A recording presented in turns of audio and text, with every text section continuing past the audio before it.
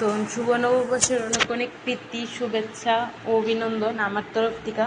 মনে হয় সবাই লাস্টে উইশ আমি করতেছি, যাক সবাই জানি ভালোই কাটছে নববর্ষ, সবাই ভালো কাটুক এটাই আশা করি। তো আসলো লক্ষ্মীনারায়ণ ঠাকুর বাড়ির মেলা, তো আমি রেডি টেডি হয়ে যেতেছিলাম মেলাতে। মানে প্রথমে যদিও ভিড় আসলো না, লাস্টে দিয়ে রাজবাড়ির সামনে আয়া ভিড় পাইলাম। তো আইতে অনেক কিছু বইলো দেখলাম, তো ওই বেলুনগুলো আমি তো এত ভালো লাগছে, কিন্তু আমি কি আর এখন আবু যে বেলুন নিয়ে খেলাধুলা করব। যাক ভাবছিলাম অত ভিড় হইতো না, তারপরে গিয়া মানে যত ভিতরে যেতেছি তত ওইদিকেই ভিড়। মানে তোমার হাঁটার কষ্ট করতে লাগবে না, তোমার ধাক্কাইতে ধাক্কাইতে লিয়ে যাবো গা, বুঝছো? তুমি চেয়ারও পাইতে না, তুমি যেন হাঁটতেছো না ধাক্কা হইতেছো, এরকম অবস্থা। এত ভিড় আসলো। লক্ষ্মীনারায়ণ ঠাকুর বাড়ির গেটের সামনে গেলাম অতি কষ্টে, কিন্তু ভিতরে ঢুকার আর সাহস করতে পারলাম না, কারণ এত ভিড় কি কমু আর। এই দেখো ভিড়, যতটুক মেলা ঘুরলাম অতটুক তো বুঝলাম যে বাচ্চারা জিনিস সবচেয়ে বেশি উঠছে, মানে বাচ্চারা খেলনা, বাচ্চারা সব কিছু। বড়রা লিগে কিচ্ছু উঠলো না। দেখো বাচ্চারা ডুল কেড়ে যেন তো তাড়াতাড়ি বড় হয়েছে এটিও বুঝতেছি না। যাক সব কিছু ঘুরে টুরে দেখার পর দেখলাম চুরি, কিন্তু দেখানোর আগে আমার টাইনা লয়ে যেতেছে চুরি বলে আমার দেখতে লাগবে না, এটা কোনো কথা?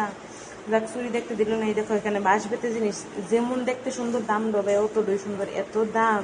এদো মাটির ব্যাংক আগে নিয়ে সেটা পয়সা জমাতে মারে দেবো। টুলি মুসি কেডা কয়ে দিলে টুলি মুসি, কেউ কয় রান্নামাটি, কেউ কয় টুলি মুসি।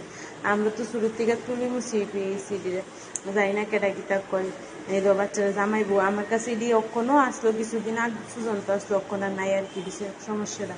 জামাইবোর সেট ওখানে রেখে বেঁকে দেওয়ার মনে ধর সাংসারিক জীবনের যা যাবতীয় জিনিস লাগে এখানে পাইবা। মানে সব কিছু বইছে বইছে না এমন কোনো জিনিস নেই, শুধু আমার কাছে পয়সাটাই নেই, নাহলে কিনা তো আমি প্রচুর জিনিস আনতাম। সমস্যা হয়েছে এইটা। এত কিছু দেখার পর এবার আমার গলা শুকাইতেছিল, ভাবলাম কত কুশের রস খাই। 1 কাপ কুশের রসের দাম 30 খানা টেয়া, এই লিটার খাইলাম না। না খাই আয়া পড়লাম, আমার টাইম নেসরে লইয়া যেতেছে, খাইতে বলে লাগতো না। তারপর এই দেখো ফুলগুলা, ফুলগুলা খুব সুন্দর আছে, যত এনো দেখতে সুন্দর, সামনে দেখতে ঠিক কতটাই সুন্দর।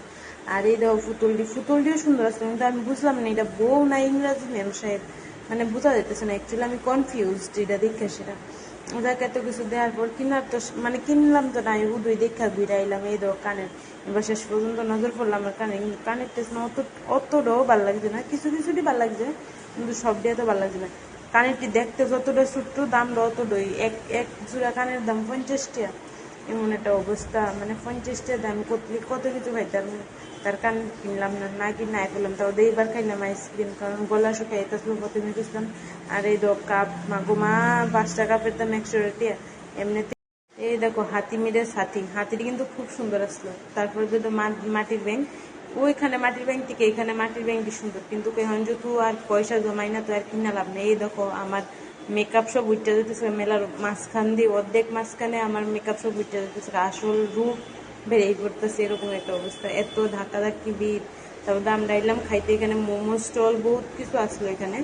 তারপর দামটা খাইলাম চিকেন পপকর্ন, বা 100 টাকার চিকেন পপকর্ন দেখলে আছে না তোমার নিজেরও মানে খাইতে ইচ্ছা করতো না, এইরকম এই কদ্দুরা চিকেন পপকর্ন। এই এখানে দেখছেন, এখানে 100 টাকার চিকেন পপকর্ন, এমন একটা অবস্থা। মানে বহুত কষ্ট লাগছে আমার এটি খাইতে। তারপর ওই তো রিং দিয়ে আসলে প্রচুর পরিমাণে সুন্দর আসলো, কিতাব হইতাম, কিন্তু এই কিতাব কেডা আছে আমার পড়াই ধরনের লিখা, এই লিখা লইছি না। তারপর এই দেখো বানানি আর আসছি, ভাবতেছি কোনটা আগে। আমার অবস্থাটা নাক মুখ ঘাইমা চুল টুল আনলে কি একটা অবস্থা। চলো এবার বাইর যাই, অনেক রাত রয়েছে, টাটা। যেই ডে আগে খাই।